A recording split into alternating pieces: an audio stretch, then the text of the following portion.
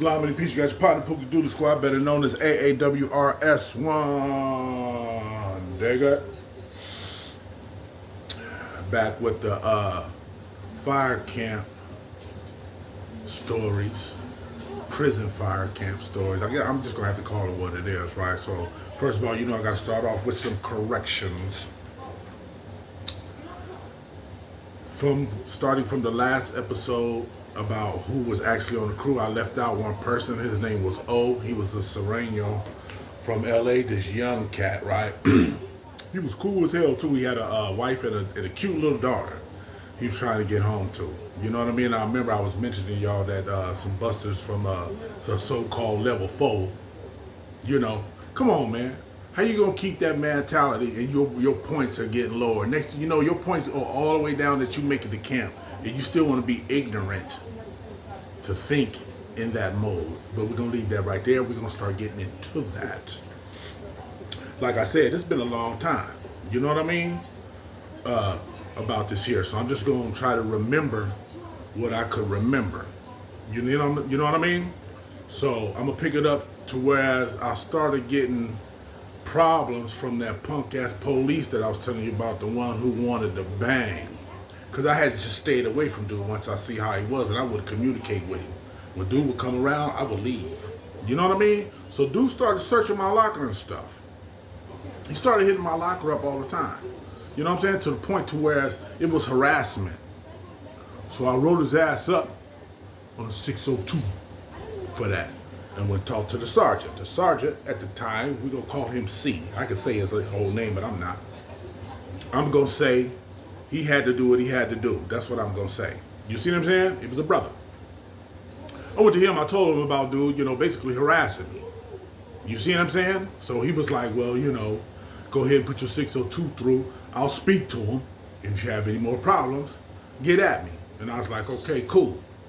Now, while this is going on, this dude is trying to get at some of the gangbangers on the yard about me, right? But now this is I'm telling y'all the stuff that I didn't know and I found out about later. You see what I'm saying? So once I had wrote dude up on that paper, all right, boom, we went through that. Then I wrote another 602 on him and I set it inside my locker. So whenever dude would open up my locker, he would see his name right there on another 602 for harassment, right? For harassing an inmate. What else was going on? There was another brother there was Muslim. He was on crew 3. I forgot his name. Big old youngster, right? Basically, he was a dumb truck, right? I'm just gonna keep it real. But he was a Muslim, so and we're supposed to treat people like they're Muslims until you see otherwise, right? So we was brothers up there. He was on crew 3, right? We used to pray together and everything. That was cool. We used to pray on the basketball court. You know what I'm saying? We did a Ramadan there together. We had our Eid prayer there together, me and him. I'm going to get into all that. I remember I was speaking about hiking with y'all, right? So I'm going to have to jump some spells. Because we were going around and we were working, and then we would do the treasure. That was so cool. We should just be rolling somewhere and we'd be like, Cap, pull over. Or sometimes the cat would just pull over, right? Woo! And he'd be like, all right, y'all, boo, we got a half hour. And he just let us run around, right? And he used to tell us, he'd be like, look, if you want to escape, that's fine with me. Just leave. Don't even worry about it. I'm not going to run after you. I'm not going to try to stop you, nothing. I'm just going to call the CCV and tell them you escaped. You know what I mean? So, don't even put me through no drama. That's how he was, right? And he was cool. And I remember I used to read the stock market pages, right? And one day me and him start talking. And he said, I noticed you be reading them business pages. I said, yeah, sometime I get into that, right? And he was like, I got a little stock. I said, really? I said, what you got some stock in? He said, I got some shares of Home Depot. I said, oh, really? I said, oh, let's look them up. I forgot what it was back then. I think it was $58 a share, $38 a share, something like that. Y'all, I had to lick on Qualcomm. I had to lick on Qualcomm when it was $25 a share. I put somebody up on it. They didn't even act on it. Fuck them. Stop you. I couldn't act on them. I was in jail. right? I was in jail. I'm like, dude, this is a brand new company coming up. They're gonna blow up. That's one thing good about Dago Life. Pharmaceutical companies and things like that, ground-based starters, they're around here, buddy. You got some little money to play with. You see what I'm saying? And inshallah, I'm finna get on one of them teams one day before he called me the bird's eye. But anyway.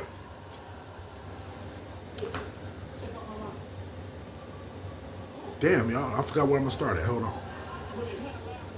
So I used to say, when we used to be running around looking for stuff, I used to say, yeah, Cap, we gonna be cool when I find this big bag of money, right? You gonna be able to, you know, stash it for us. You ain't gonna try and jack a motherfucker, right? He would start laughing. You know, he'd be like, yeah, don't even trip. And he'd be like, I'd be like, for real, Cap, I'm serious. And he would say, hey, if you guys found a bunch of money, hey. Basically, he looked and was like, he said, it'd be time to walk away. I said, that's my man. He said, it'd be time for me to walk away. I said, that's my man. So anyway, we still run around and you will be amazed what we will find. I found a brand new proper Arrow shirt and a brand new pair of black Calvin Klein jeans that I paroled in on the grade. You know what I'm saying? I found it in a fresh brand new backpack. It was some migrants. That was migrants. I mean, we done found food in tinfoil, just hot. You know what I mean? And everything, right? From them, you know, having to make a mad dash. You know what I mean? I remember we was on one of them old highways. I think it might be old Highway 66, but this is an old San Diego highway. We used to be all over in there, right? I remember one time I was running around and I went through some of them sensors, and the next thing you know, a copter just swooped out of the nowhere. I didn't even really hear it. I wasn't really tripping. Well, I heard it, but it wasn't like I was gonna run or nothing. Shit, you know, I'm fighting fires. And the copter just came through like, I was like, yeah, I must have went through a sensor or some shit. It just checked me out. It already saw everybody. It saw the CCV. You know what I'm saying? It just came and just buzzed right there for a minute. Then whoop, went on about his business. You know what I mean? We done found all kind of stuff. Porno tapes, drugs. Yes, mass drugs. I'm gonna get into that. Yeah, pounds of weed before, but I'm gonna save that. Let's go back some. So we're going out. We're doing our regular route detail. Let me get an accurate account of the crew. Seattle, Topo, Compa, Duck, me, Downtown C, Big T, the Hawaiian dude I was telling you about, the two Filipino dudes I was telling you about, and there was a Samoan dude I forgot to tell y'all about. The young Samoan, he was youngster, he was out of Carson. Me and him had that in common. You know, I lived in Compton, Carson right there. You know what I mean? So we used to talk about that. He's from the yellow apartments right there in Carson, down there off of Wilmington, down there by the little private airport, down there. You keep on going all the way down there, then you go down by the oil refineries. So you know I know what I'm talking about. All you gotta do is take Wilmington and just shoot straight down there. You see what I'm saying? But anyway, he was the best hiker on our crew. And I was telling y'all about hiking. My hiking didn't kick in until Ramadan kicked in, right? But then I'm going, that's not true. My hiking kicked in about 2 weeks into, because Ramadan came later. I got to kick Ramadan where it is. My hiking kicked in. And he was the best hiker. And you know, Big T, the big white boy, could hike his ass off. That dude weighed close to 300 pounds. He was a big old white dude, but he was solid though. You see what I'm saying? He wasn't fat. His shit was solid. He could hike his ass off. He was one of the top 5 hikers with his big ass, right? So about 2 or 3 weeks into it, boom, I was up there with him. You know what I'm saying? The top 6, I was in there with him. We were going on popcorn fires like I was telling you about, them little fires that happened up in Acreage. We were rehabilitating freeways, working with Caltrans, of course. We're doing a lot of work with Caltrans. And remember I was telling y'all about, we were waiting for fire calls. That's actually what it's called. And it's called a cluck when they call you and then they tell you to stand down and you still get paid. You see what I'm saying? So you might get called 3 or 4 times in a day. You might get called 5 times, especially if it's fire season. Hey, they might call y'all crew 5 times in a day and then tell y'all to stand down. For us, that's $5. Yeah. You know what I'm saying? That's $5 for us right now. And as y'all can see, I'll be tripping with my hat. and stuff all the time, right? That's just a part of my get down. Everybody got their trip, right? So anyway, boom. Let me see where I'm gonna go with it, y'all. Oh, okay. I remember I saw something that y'all tell me if it's funny or not. I remember I was coming in from the crew one day, and I walked into the dorm. Everybody was out of the dorm. It's like on the weekend, or there was some drugs involved. Whenever there's drugs at the camp, everybody be running around. Don't nobody be like posted up. Only one be posted up is rack riders, like people that be listening to the headphones. You know what I'm saying? You know, stuff like that. You know, people that read like me. You know what I mean? You be just rack riding, but hey, it be active. So I walks in and I sees Duck with this cat from Bakersfield, a young cat, about 6'4" maybe. You know, straight V'd up. These motherfuckers laying on top of the bunk with their legs across each other, smoking a cigarette, listening to some slow music, right? I was like, what the fuck is this? Right? Now, their bunk was right next to mine. You know what I'm saying? Duck had the top bunk. I had the bottom bunk over on the other side, right next to him, right? They on top, right there. I look like, what kind of gay shit is this? Now, you tell me if that ain't gay. I ain't never did see no two men doing that. Except for, you know, like on, you know, the gay shit, right? I ain't never did no shit like that in my life, right? So either it was a trap or these motherfuckers was faggots. One of the two. And I told y'all, I done seen them, man. I done seen them on the 3-yard, chunking them for punks. Spending money, getting the punks moved into their cell, you know what I mean? These motherfuckers have women and shit at home, kids and shit. You know what I'm saying? Just like stars.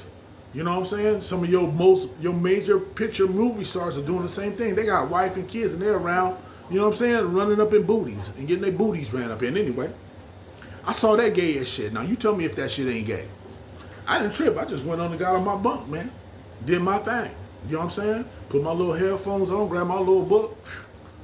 Hey, as long as I don't see no fucking and sucking, it's cool.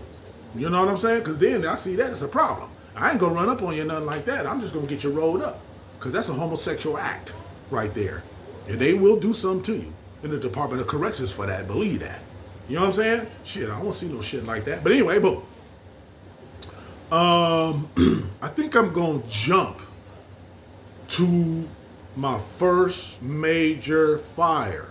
Now, I'm still going through it with the punk-ass police that's there. I'm not really catching it from no other inmates right now because we all got our crew is pretty much solid right now. You see what I'm saying? And we out there doing our thing. And then our first major fire that I went on with them was the Viejas fire in 2001.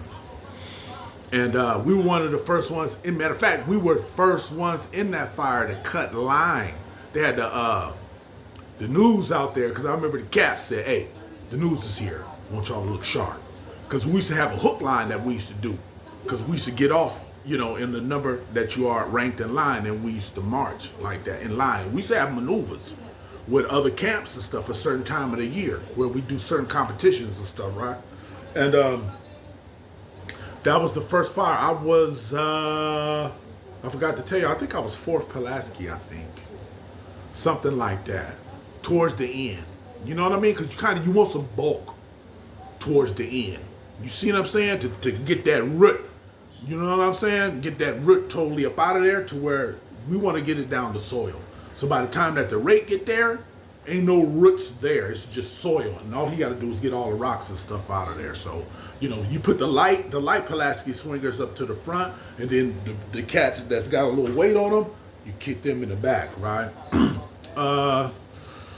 Yeah, and we went on that fire, and that was a hell of an experience for me. It was my first major fire, yo, and it went down. We worked for 24 on that one. We sure did. We didn't go into the staging area until 24 hours after that because we was the first ones in. And man, we got in there, we was tired as fuck, but your adrenaline would be pumping. And by the time we got in there, it was all the way hot. It was in the summertime, and we was staging by El Capitan. That's where we were staging. And man, it's a hell of an experience. They pull up in there with the trailers that got the showers in them. Plus, we ain't too far from our home base. You know what I mean? We could, they could take us and take us in there, but boom, after we had to go get some rest, so they got the showers there.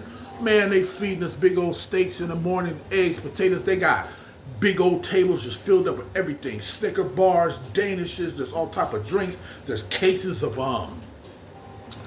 Gatorade, everything, because that's why the camp used to be hype. Because when we go on them fires, we coming back with a gang of stuff. We're going to have Danishes, a gang of cases of Gatorades, beef jerky, Snickers, Three Musketeers, chips. We're going to have all that. You know what I'm saying? Because we getting that from the fire. You know what I mean? We just go and take what we need. You see what I'm saying? Now with the big cases, hey, you just got to smuggle them a little bit. And we had a thing on our crew whereas, hey, everybody come up. If a certain race or whatever came up on whatever that was lot, they'd just break everybody off a little bit. And that was our little thing. You know what I'm saying? So I'm saying that now to let y'all know is a reason for me saying that. You see what I'm saying? Because then some salt got thrown in there.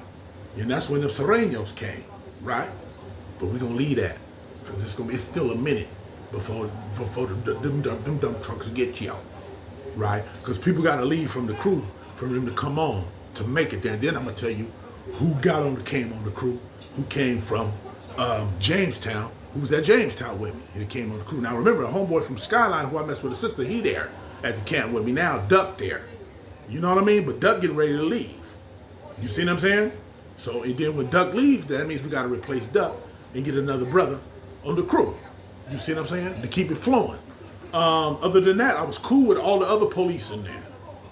You know what I mean? They respected me. I respected them. They would come in at counter or whatever, see me praying. They wouldn't give me no problems. You know what I mean? Because I'm like that. The only time there's a problem with me, when there is a problem. Other than that, I can be the nicest person you ever want to meet. Right? Because I mind my own business. You see what I'm saying? But when there's something that ain't right, something's wrong, I'm not going to walk away from that. But sometimes I do walk away. It depends on the situation. You see what I'm saying? You can't fight all your battles. You got to select your battles. But what's wrong is what's wrong, and what's right is what's right. And I remember I was telling y'all once before, in Islam, the weakest form of faith is you pronouncing. No, the weakest form of faith is when there's something going on and it needs to be spoke upon, you don't say nothing. The second weakest form of faith is when there's something going on and it ain't right, and you just say something. You speak, but you still get credit for speaking. And then the firmest part of faith, the third phase is when you take action. You know what I'm saying? So actually, when you're speaking upon it, that's also taking action.